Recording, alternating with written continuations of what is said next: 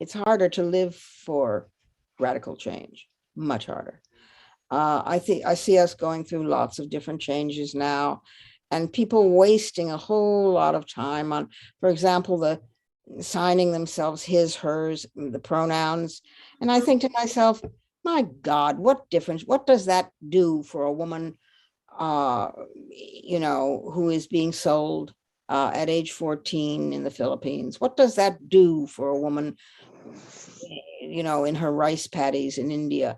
And yet those women are organizing. Those women are even online organizing. Those women are, there is a global movement here, folks. And you have to have a global perspective. It isn't just think global, act local. It's think global and also act global.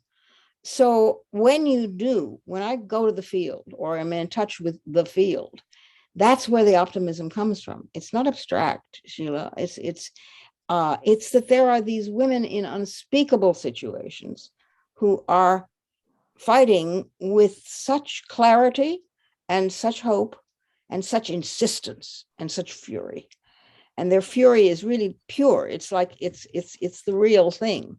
It's the way that the Palestinian women grew flowers in their tiny little plots of 4-inch by 4-inch sand outside their huts in the Gaza Strip, because the soul needs beauty as well as vegetables.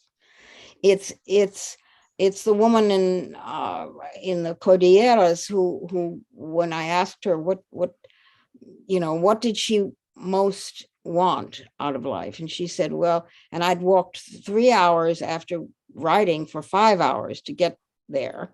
And she was my age, in her 40s, but looked like she was in her 70s from planting rice in the sun all day.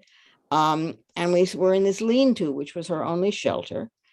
And she said, well, my children have school. They can read once a week. They go to school in the big village. She'd never been out of her village in her life. She said, but I would love to learn to read. And I said, really? Came through the translator, really? Not better food, not better shelter, not better clothing. And she said, no, to read, because, she said, I've heard that if I ever left this village, I would come to a road. I've heard there are roads. And if I came to a road and I saw what was around me, I would see signs. There are signs. And the signs say things.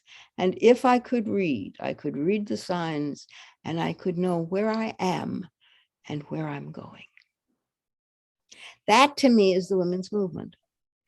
And that's where we all are, trying to find out where we are and where we're going. And we help each other do that. And in the process, if we lose, we've lost the whole marble. But by God, if we win it, we've won something that's quite a prize.